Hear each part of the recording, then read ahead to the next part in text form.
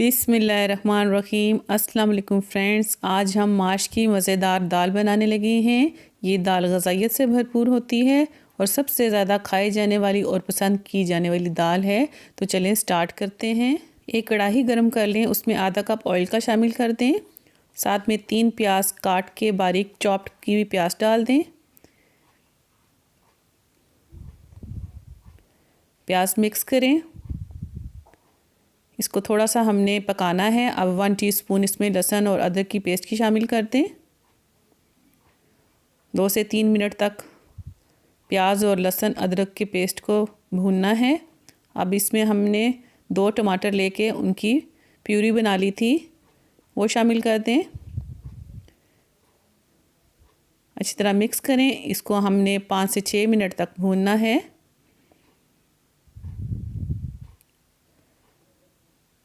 अब इसमें 1 टीस्पून नमक का शामिल कर दें,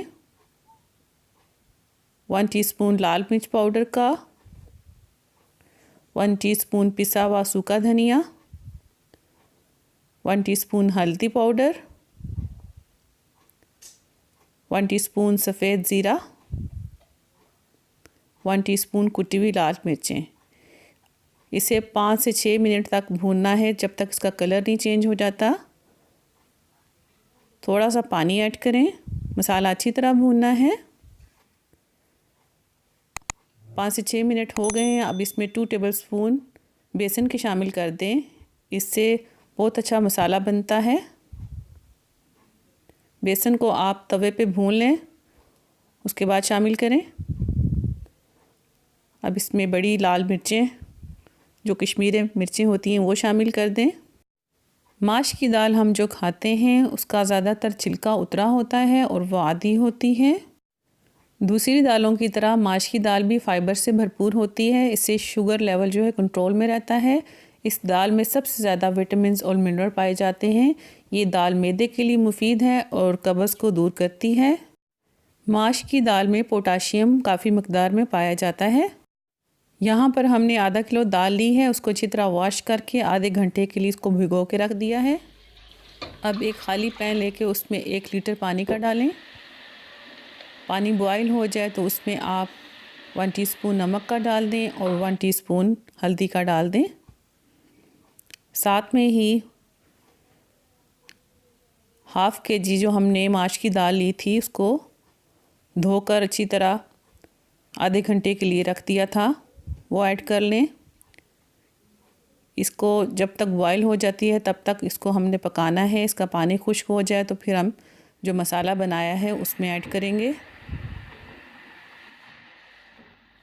कुछ लोग मसाला बना के डायरेक्ट कच्ची दाल डाल देते हैं, उस तरीके से भी बन जाती है, लेकिन ये तरीका जो मैं आपको बता रही हूँ बहुत आसान तरीका है और बिल्कुल ढाबा स्टाइल की दाल बनती है, बहुत ही मज़े की बनती है।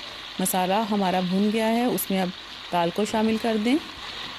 जिन लोगों ने अभी तक मेरे चैनल को सब्सक्राइब नहीं किया तो प्लीज़ मेरे चैनल को सब्सक्राइब कर दें और साथ ही इस वीडियो के नीचे लाइक का बटन है, उसको भी प्रेस कर दें। अब हम हरे धनिया और हरी मिर्चों के साथ इसकी गार्निश करेंगे।